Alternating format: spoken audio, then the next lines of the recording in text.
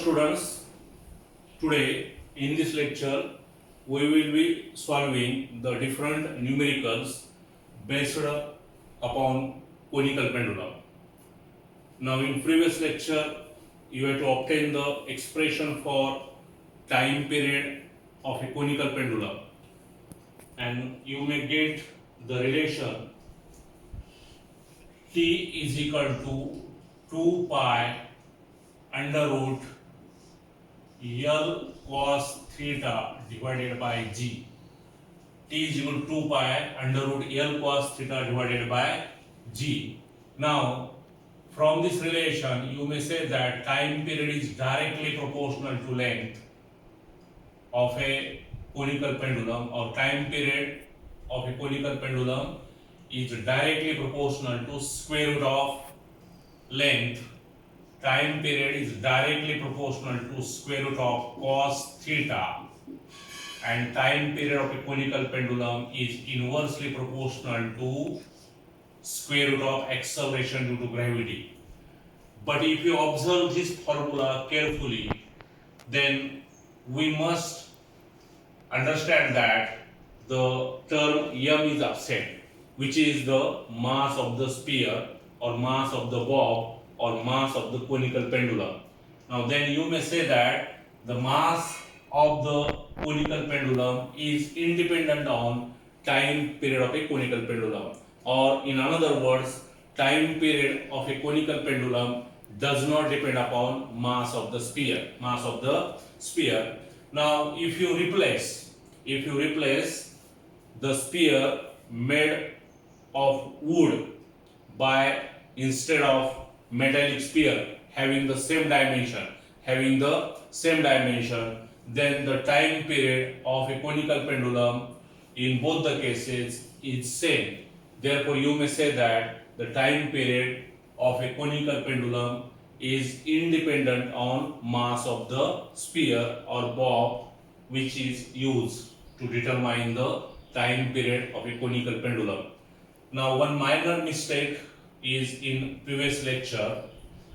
Now as T is equal to 2 pi under root L cos theta divided by G, therefore omega is equal to 2 pi by T, therefore it is 2 pi, but T is 2 pi under root L cos theta, therefore 2 pi under root L cos theta divided by G. Now this 2 pi and 2 pi get cancelled, therefore it is under root G divided by L cos theta.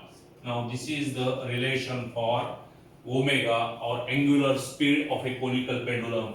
Omega is equal to under root G by L cos theta. पण काल नजर चुकीनं माझ्याकडून असं लिहिण्यात आलेलं आहे, omega is equal to 1 by 2 pi under root G by L cos theta. You may correct this, but the correct relation is omega is equal to under root G by L cos theta. G by L cos theta. Okay. Now from this relation you may write omega square is equal to G by L cos theta. Therefore cos theta is equal to G by L omega square. Cos theta is equal to G by L omega square. Correct? Now as omega increases, cos theta decreases, and theta increases. आपल्याला माहित आहे theta जसं वाढेल तसा cos theta काय होतो, decrease होतो, कारण cos 01 जितकी मिनिमम व्हॅल्यू तेवढी cos ची व्हॅल्यू मॅक्सिमम. त्यामुळे हा डिनोमिनेटर मध्ये आहे, हा वाढेल तर हा कमी होईल. as omega increases cos theta decreases and therefore theta increases. तर ह्या काही गोष्टी आपल्याला गरजेच्या आहेत. तर याच्यावरच आपण आता न्यूमेरिकल घेऊया. तर परत एकदा बघा, थोडं रिवाइज करतो मी तुम्हाला. युनिफॉर्म सर्क्युलर मोशनचे 4 ऍप्लिकेशन्स आहेत. तर पहिलं ऍप्लिकेशन आहे vehicle move along A horizontal curve road, and the formula for this is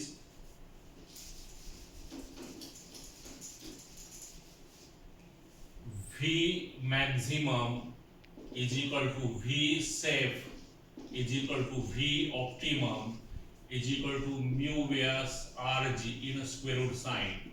This is the first application. Vehicle moving along a horizontal curve path. V max is equal to V safe is equal to V optimum is equal to under root mu vs Rg, where mu vs is the coefficient of static friction between road surface and the tire of the vehicle. Second application, well or wall of death. Well or wall of death. मौत का कुआ.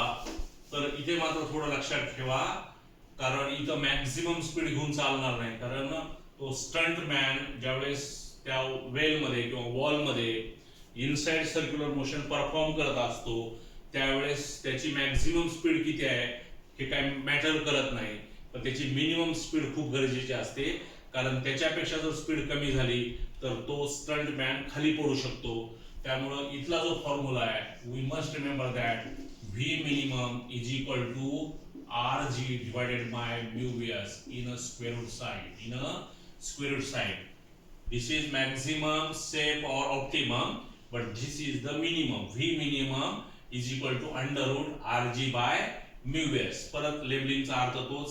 R radius of the inside well, G acceleration due to gravity, mu vs is the coefficient of static friction between the surface and tire of the vehicle. Third application है, the vehicle move along a banked road. The vehicle move along a banked road. Here the speed is maximum or safe or optimum, and the formula is Rg tan theta in a square root sign. Rg tan theta, where theta is the angle of banking. आणि काल जे आपण चौथं article बघितलं conical pendulum आणि conical pendulum मध्ये time period t is equal to 2 pi under root L cos theta divided by G. T is equal to 2 pi under root L cos theta divided by G, and time period depends upon length of the string and acceleration due to gravity, but time period of a conical pendulum does not depend upon the mass of the sphere. आणि आपल्याला interesting उदाहरण माहित आहे, simple उदाहरण बघा. Time is equal to distance by velocity. Time is equal to distance by velocity. Time is equal to, कारण velocity बरोबर distance by time. तर टाइम काढत असताना ती व्हेकल बायसिकल आहे का, बस आहे का, ट्रक आहे का, अजून काय हेवी लोडेड वाहन आहे, मासचा संदर्भ कुठेही येत नाही. therefore time does not depend upon mass. Therefore time is equal to distance by velocity, आणि तिथे मास कुठेही नाही. तर या पद्धतीने थोडंसं आपण लक्षात ठेवलं तर हा पार्ट काय होईल आपल्याला समजून येईल. तर थोडं समराइज करा, कारण ही खूप महत्त्वाचे चारी पण ऍप्लिकेशन्स आहेत. तर त्याच्यावरचं न्यूमेरिकल आपण बघूया. हा भाग तुम्हाला अजून खूप चांगल्या पद्धतीने समजेल. Now the first numerical on conical pendulum.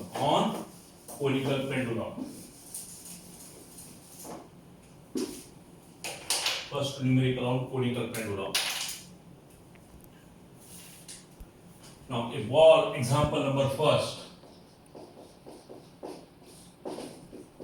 A ball of mass. माझ्यासोबतच लिहा. A ball of mass 100 gram is suspended by a string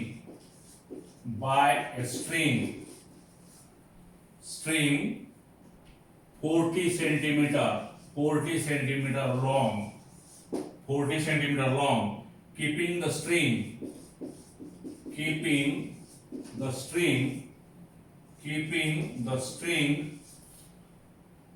always tight,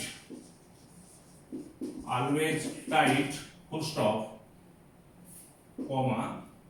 The ball describes The ball describes a horizontal circle. The ball describes a horizontal circle of radius 10 centimeter. Full stop. Find the angular speed. Find the angular speed. Now into bracket, g is given 9.8 meter per second square. Now solution. तर आपल्याला माहित आहे physics मध्ये मी numerical सोडवताना तुम्हाला मागे अनेकदा सांगितलेलं आहे की दिलेलं न्यूमेरिकल काळजीपूर्वक 2 वेळेस वाचा, काय दिलंय, काय सोडवायचं, कुठली किंमत आपल्याला काढायची आहे. तर फिजिक्सचं न्यूमेरिकल सोडवत असताना आपल्याला फॉर्म्युला आठवणं गरजेचं आहे. कन्व्हर्शन करता आलं पाहिजे आणि कुठली किंमत काढायची आहे ती तिची पुटअप करून व्यवस्थित लॉग अँटी लॉग बघून आपल्याला सोडवता आलं पाहिजे. तर फिजिक्स मध्ये सगळ्या क्वांटिटी एका सिस्टीम ऑफ युनिट मध्ये आणणं खूप गरजेचं आहे. त्यामुळे कन्व्हर्शन आपल्याला जमणं गरजेचं आहे. आता बघा, a ball of mass 100 gram. आता आपल्याला माहित आहे mass does not depend upon time period, कारण अँग्युलर स्पीड जरी म्हणलं तरी पुन्हा तेच येणार आहे. तरी पण दिलेलं असल्यामुळे आपण आहे तसं मानून घेऊया. Now mass m is equal to 100 gram. Now 100 gram is 0.1 kg.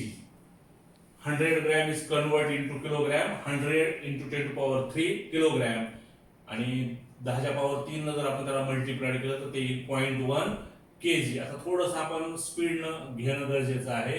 Bye string 40 centimetre. Now L is equal to 40 centimetre is equal to 0.4 metre. 0.4 metre किंवा हे तुम्हाला जमलं नाही तर 40 into 10 to power minus 2 metre. 40 into 10 to power minus 2 metre म्हणजेच 0.4 metre. Now the ball describes a horizontal circle of radius 10 centimeter. Now r is equal to 10 centimeter. Here 0.1 meter. Now find the angular speed. Omega is equal to question mark and g is equal to 9.8 meter per second square. दिलेलं आहे. जी कधी कधी 10 पण देतात आणि दिली नसेल तर 9.8 आपण घ्यायची. तर हे न्यूमेरिकल सोडवत असताना जर ह्याचा डायग्राम तुम्ही ड्रॉ केला तर अजून तुम्हाला एक क्लिअर कट समजण्यासाठी मदत होईल. बघा,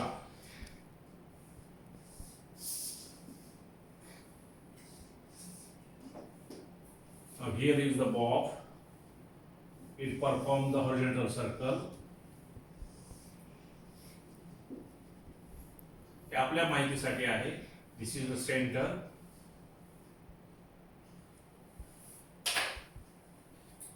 This is the center. This is radius r. This tension T. This is S. This is O. This is the length.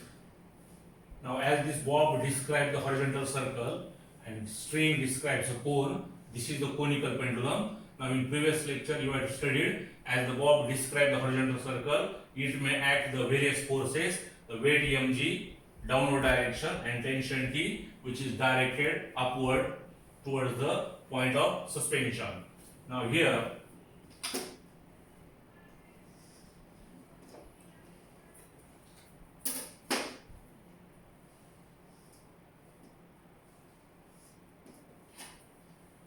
now this is T cos theta, this is weight mg, this is the centrifugal force is mr omega square, and this is the इथे जागा थोडी कमी आहे म्हणून मी खाली लिहितोय, लक्षात घ्या.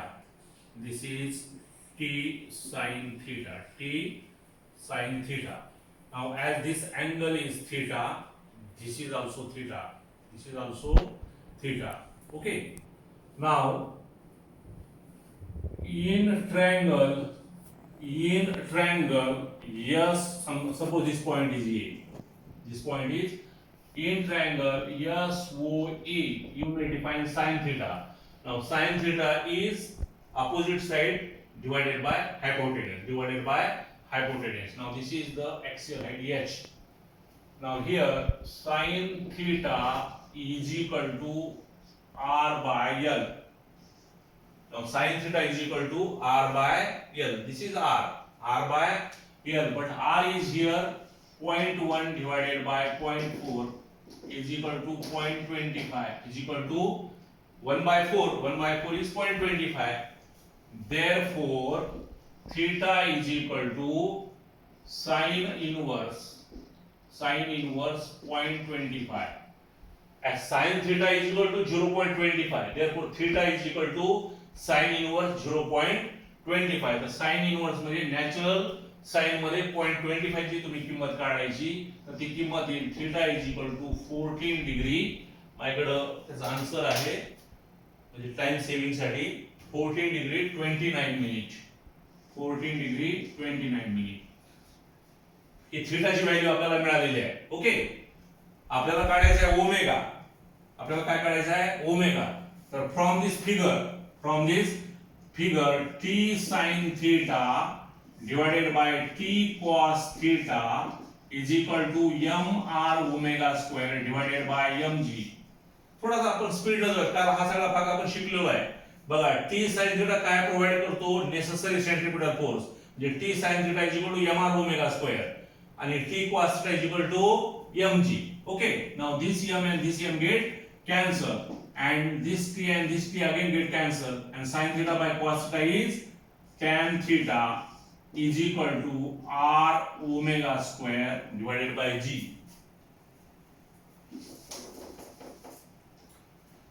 Now tan theta is equal to r omega square divided by g.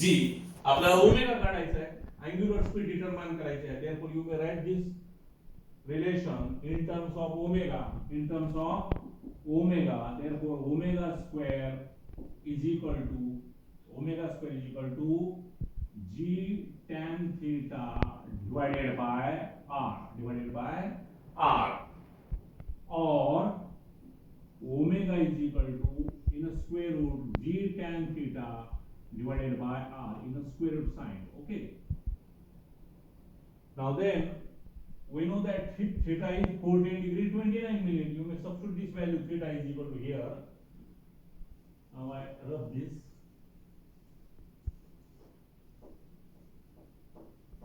व्यवस्थित समजून घ्या कारण कुठलाही न्यूमेरिकल तेव्हाच आपल्याला सोडवता येतो थेरी आपल्याला व्यवस्थित समजली असेल तर. Now then therefore omega is equal to G 9.8 tan 14 degree 39 minute divided by 0.1. R की वैल्यू किती आहे? 0.1 in a square root sign. You may just substitute the value G 9.8 tan theta is 14 degree 29 minute and R is 0.1. Okay, put it after that. R is 0.1. Now is equal to 9.8. Now परत जसं तुम्ही साइनचं बघितलं तसं natural tangent मध्ये बघा. Natural tangent मध्ये tan 14 degree ची किंमत आहे 0.2585 अप्रॉक्सिमेट डिवाइडेड बाय 0.1 ह्या सगळ्या गोष्टी आपल्याला जमल्या पाहिजेत. आणि ह्याच्या पुढचे कॅल्क्युलेशन्स आपण बाजूला एक व्हर्टिकल लाईन काढून log of this plus log of this minus log of this किंवा अजून सिम्प्लिफाइड मेथड तुम्हाला जे जमेल त्या पद्धतीनं तुम्ही ते सोडवू शकताय. याच्यामध्ये याचं स्क्वेअर रूट येईल 25.30 आणि 25 आपल्याला माहित आहे 5 याचं उत्तर 5. आन्सर आहे 5.034. Now this is the value of omega and this is our required answer. पण फिजिक्स मध्ये एखादं आन्सर काढण्याला जसं महत्त्व आहे त्याच पद्धतीनं दिले आलेल्या उत्तराला प्रॉपर युनिट देणं खूप गरजेचं आहे. कारण बोर्ड एक्झाम मध्ये आन्सर विथ प्रॉपर युनिट असेल तर त्याला फुल क्रेडिट दिलं जातं, अन्यथा त्याचे मार्क्स कट होण्याची शक्यता नाकारता येत नाही, नवे होतातच. तर त्यामुळे आता आपल्याला माहिती आहे omega is angular speed and angular speed is measured in radian per second. Therefore the unit is radian per second. Okay. जरा स्क्वेअर करून घ्या. दिस इज अवर रिक्वायर्ड आन्सर. लक्षात आलं का? तर थोडं डायग्राम आपण काढला, ड्रॉ केला तर ह्या गोष्टी सिंपल होऊन जातात. म्हणजे डायरेक्ट फॉर्म्युला आपण जर आठवला तर फार छान आहे. तर कुठल्याही पद्धतीनं आपण ते सोडवू शकताय. लक्षात आलं का? ओके. तर स्क्रीनशॉट आपण म्हणजे बघत असतानाच घ्यायच्या सगळ्या गोष्टीच्या. ओके. Now second numerical.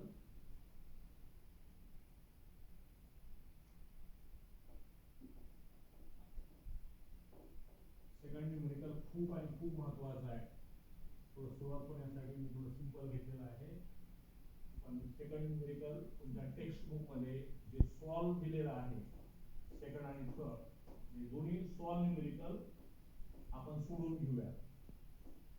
कारण पुस्तकामधल्या त्या गोष्टी सॉल्व जरी असेल तर त्याची कन्सेप्ट तुमची क्लिअर होतील असं नाही. तर तो जे न्यूमेरिकल सॉल्व केलेला आहे तेच आपण घेणार आहोत. Example number 2. Example number 2. तर टेक्स्ट बुक मधलं पेज नंबर मी तुम्हाला सांगतो. तर त्या पेज नंबर मधलं तुम्ही ते लिहिण्यासाठी खूप वेळ जाईल आपला. Example number 1.4. Example number 1.4. Example number 1.4 हे टेक्स्ट बुक मधलं आहे. 1.4 त्याचा पेज नंबर पण तुम्हाला देतो 9. Page number 9. ओके. तर बघा मी वाचतो न्यूमेरिकल, त्याच्यासोबत तुम्ही समजून घ्या. कारण इतकं लिहिलं की परत त्याचा वेळ खूप जाईल. तर टाइम सेव्हिंग करून आपल्याला अजून एखादा न्यूमेरिकल सुटेल, हा त्याच्या मागचा उद्देश आहे. A merry go round usually consist of a central vertical pillar. At the top of it there are horizontal rods which can rotate about vertical axis. At the end of this horizontal rod there is a vertical rod fitted like an elbow joint. At the lower end of each vertical rod there is a horse on which the rider can sit. As the merry-go-round is set into rotation, these vertical rods move away from the axle by making some angle with the vertical. The figure above shows vertical section of a merry-go-round in which the initially vertical rods are inclined with the vertical at 37 degree during rotation. Calculate the frequency of revolution of the merry-go-round. Use g is equal to pi square meter per second square and sin 37 is equal to 0.6. तर दिलेलं numerical तुम्ही 2 वेळेस काळजीपूर्वक वाचलंय असं गृहीत धरून आपण तो डायग्राम काढूयात. मी डायरेक्ट सोल्युशन घेतो आणि ह्याचे जे महत्वाचे भाग मला तुम्हाला सांगायचे ते जरा व्यवस्थित समजून घ्या.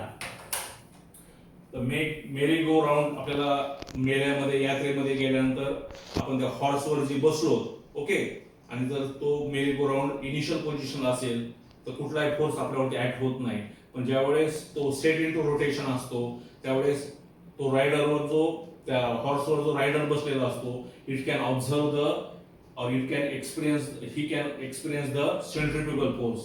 आणि आपल्याला माहित आहे, आपण काल बघितलं, it is the non inertial frame of reference. Non inertial frame of reference. तर तो डायग्राम बघा, याच्यामध्ये एकच महत्त्वाचा पार्ट आहे, तो आपल्याला समजणं खूप गरजेचं आहे.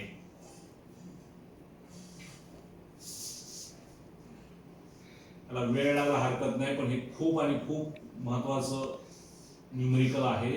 पुस्तकामध्ये जरी सॉल्व दिला असेल त्याच्यातला कन्सेप्ट तुम्हाला आता क्लिअर होईल.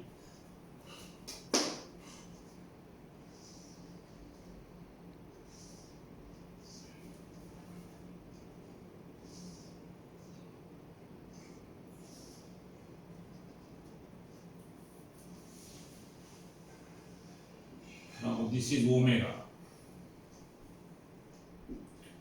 तर हा जितका इकडे पलीकडे दूर जाईल तेवढाच हा पण जाईल, पण इकडे आपण घेण्याची काही आवश्यकता नाही. समजा याच्यावरती हा हॉर्स आहे आणि याच्यावरती हा रायडर बसलेला आहे. Okay, my drawing is very very weak, you understood properly. Okay, now this is the point, this is the horse and a rider is seated on this. Okay, now according to your numerical, this length is 2.1 meter. This length is 2.1 meter. Now this angle made by horse and rider, if it can rotate, is 37 degree, and the axial and the height of this bar is 1.5 meter. 1.5 meter. Okay. Now as this rider perform the horizontal circular motion like this. Okay. Now then this is the total radius. This is the total radius R. इथेच मुख्य problem आहे. विद्यार्थी ही radius R घेतील 2.1 metre नाही, पण ही पूर्ण radius किती आहे? R आहे. हे घेतली तर हे न्यूमेरिकल तुम्हाला सोडवता येईल. हे R कसं काढायचं त्या व्यवस्थित समजून घ्या. हा अँगल 37 आहे. ओके. आपण ह्याला हे घेऊयात, त्याला A म्हणूयात, समजा याला B म्हणूयात, याला आपण C म्हणूयात. ओके. तर ह्याच्यावरती परत आता फोर्स वगैरे तुम्हाला माहित आहे, ह्याच्यावरती व्हेरियस फोर्स ऍक्ट होतात. ओके. हा काय होणार? T cos theta. हे काय होणार? Weight mg. ही सेंट्रीफ्युगल फोर्स काय होणार? mr omega square. आणि इकडे कुठला कॉम्पोनंट येणार? T sin theta. कुठला कॉम्पोनंट येणार? T sin theta. ओके. आणि हा अँगल किती आहे? 37 आहे. ओके. आपल्याला आता मुख्य काम काय याच्यामध्ये बघा, आपल्याला इथे डिटरमाइन करायची फ्रिक्वेन्सी n क्वेश्चन मार्क. तर n क्वेश्चन मार्क फ्रिक्वेन्सी काढत असताना डायरेक्ट फ्रिक्वेन्सी निघणार नाही, तर त्यासाठी आपल्याला अगोदर काय काढावं लागेल? ओमेगा. तर ओमेगा काढला की त्याच्यावर तुम्हाला काय निघेल? फ्रिक्वेन्सी निघेल. पण ओमेगा काढण्यासाठी आपल्याला हा r काढणं गरजेचं आहे. तर r काढण्यासाठी हा 2.1 मीटर आपल्याला लेंथ दिलेली आहे.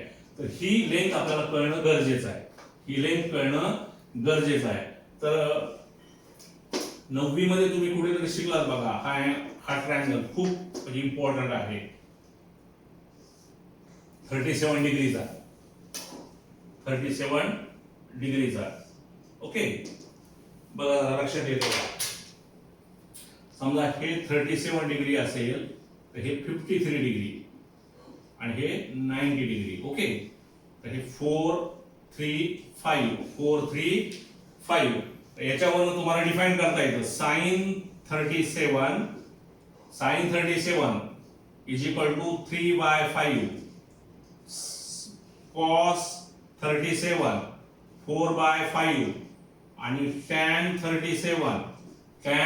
37 समोरची बाजू भागिले 3/4. ओके. तर याचा उपयोग करून आपण ही साइड काढूया. तर 37 बरोबर हे पहा, याला आपण काय म्हणूयात? याला आपण नाव देऊया x. समजा ही x काढूयात आपण. Okay. Now therefore sin 37 is equal to x divided by this length 1.5 metre. हे सगळ्यात महत्त्वाचा कन्सेप्ट आहे याच्यामध्ये. हे समजलं का बघा?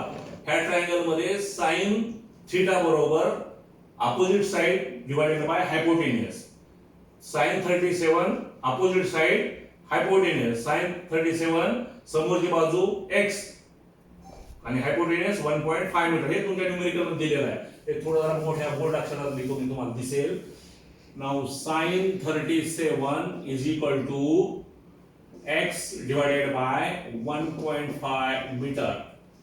Therefore आपल्याला x काढायचा आहे. Therefore x is equal to sin 37 into 1.5 metre.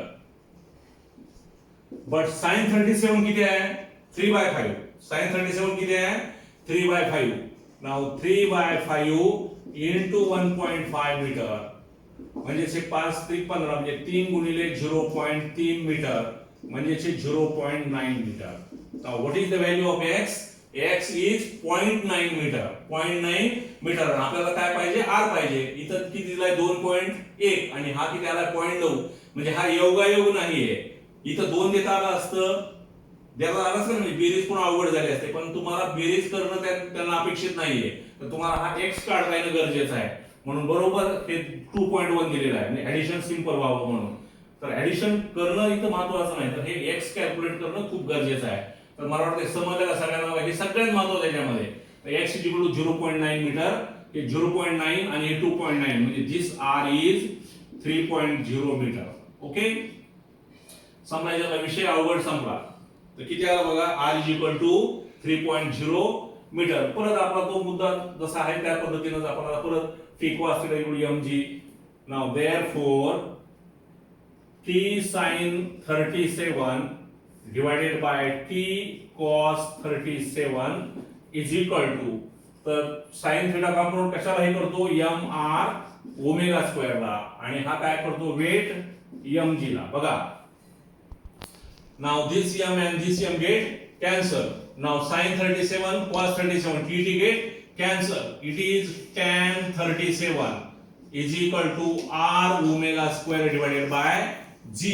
Therefore r omega square, थोडं मोठं लिहितो मी, therefore r omega square is equal to g into tan 37. पण आपल्याला काय काढायचं आहे, ओमेगा काढायचा आहे. therefore omega square is equal to g tan 37 divided by r. But omega square is equal to 2 pi n square is equal to g tan 37 divided by r. Now it is equal to 4 pi square n square is equal to g tan 37 divided by r. But remember that g is pi square. Therefore this g and this pi square get cancelled. Therefore n square is equal to tan 37 divided by 4r. Now therefore n square is equal to, but tan 37 is 3 by 4. Tan 37 is 3 by 4 and r is 3. Correct? Now n square is equal to tan 37 4r, but tan 37 is 3 by 4 and 4 ला 4 आणि r ची value आपली किती आलेली आहे, 3. Now this 3 and this 3 get cancel. ते 4 denominator ला आहे, ते परत डिनॉमिनेटर ला येतील, and 4 multiplied by 4 किती होतील, 16. Therefore n square is equal to 1 by 16. Now if you take the square root on both sides, therefore n is equal to 1 by 4 revolution per second. It is also known as, it is Hertz. Okay, now this is our required answer. n is equal to 1 by 4. ते परत तुम्हाला सोडवायचं असेल तर ते परत 0.25 येईल. n is equal to 0.25 revolution per second. लक्षात आलं का? तर याच्यामध्ये सॉल्व जरी न्यूमेरिकल असेल तरी तुम्हाला हा कन्सेप्ट खूप कळणे गरजेचं आहे. तर परत एकदा ऑब्झर्व करा, आपण मेरी करून बसलेलो आहे, घोड्यावर आपण बसलो, हॉर्सवरती रायडर बसला असेल तर आपली बॉडी आउटवर्ड दिशेला काय होते, म्हणजे जाण्याचा प्रयत्न करते, जातेच नव्हे. तर आपल्याला तो कुठला फोर्स एक्सपिरियन्स करतो, सेंट्रिफ्युगल फोर्स. आणि सेंट्रिफ्युगल फोर्स एक्सपिरियन्स होत असेल तर याला म्हणायचं non inertial frame of reference. तर याच्यामध्ये सगळ्यात महत्त्वाचा भाग आहे हे डिस्टन्स काढणं. कारण चुकून जर तुम्ही 2.1 घेतलं तर सगळं हे चुकेल. तर हा कन्सेप्ट कळणं गरजेचं आहे. तर परत एकदा जरा समराइज करतो बघा. हा डायग्राम तो तुम्हाला बुक मध्ये दिलेला आहे, सगळ्या किमती दिलेल्या आहेत, अँगल 37 दिलेला आहे. तर हे 9वी ला तुम्ही शिकलेला आहे. साइन आपला 37 अँगल असेल तर हा 53 आणि हा 90, आणि ही बाजू आपल्याला माहिती आहे 3, 4, 5. त्याच्यावरून तुम्हाला साइन, कॉस आणि टॅन डिफाइन करता येतं. कॉसची तर काही आवश्यकता नाही, पण असू द्या, आपल्या रेफरन्ससाठी आपण सगळ्या गोष्टी केल्या तर आपलं चुकत नाही. साइन 37 3/5, साइन बरोबर समोरची बाजू भागिले कर्ण, कॉस बरोबर लगतची बाजू भागिले कर्ण, आणि टॅन बरोबर समोरची बाजू भागिले लगतची बाजू. ओके, तर हा ट्रायंगल जर तुम्ही कन्सिडर केला तर sine 37 is equal to this side divided by this side, किंवा तुम्ही इथं डायरेक्ट हे x शीट मध्ये लिहू शकताय 1.5 into sin 37. ओके, म्हणजेच x बरोबर sin 37 बरोबर x by 1.5 मीटर, म्हणजेच x बरोबर sin 37 into 1.5 metre. But sin 37 is 3/5 into 1.5. पुस्तकामध्ये तुम्हाला किंमत दिलेली आहे sin 37 ची, पण ते घेतला तर परत गुणाकार भागाकाराला अजून अडचण येते. तर डायरेक्ट तुम्ही सोडू शकताय, आणि शेवटी तीच किंमत आहे 3/5 into 1.5. या 5 ने ह्याला जर डिवाइड केलं तर 0.3 होईल, 3 into 0.3 0.9 मीटर. आणि बरोबर तुमचं ऍडिशन प्रॉपर यावं म्हणून हे जाणून बुजून 2.1 दिलेलं आहे. तर इथं बेरीज तुमच्याकडनं अपेक्षित नाहीये, तर तुमच्याकडनं अपेक्षित हा एक्स काढणं आहे, ही किंमत काढणं आहे. म्हणजे रायडर आणि हॉर्स ज्यावेळेस रेस्ट पोझिशनला आहे आणि ज्यावेळेस हा सेट इनटू मोशन येतो त्यावेळेस या पॉईंट पासून तो पलीकडे किती जातो. ओके, तर हे डिस्टन्स तुम्हाला कळालं तर ह्या हॉरिझॉन्टल सर्कलची काय कळेल, रेडियस कळेल. आणि एकदा जर रेडियस कळाली तर पुढचा पार्ट कुठलाही अवघड नाही. पुन्हा फक्त त्या डायग्राम वरून अजून तुम्हाला सिंपल करायचं असेल तर तुम्ही एफबीडी डायग्राम काढू शकताय. एफबीडी डायग्राम ह्याच्यावरून तुम्ही ते कम्पेअर करू शकताय. अशा पद्धतीनं तुम्ही कम्पेअर केलं तर L equal to 1/4 revolution per second. लक्षात आलं का? ओके.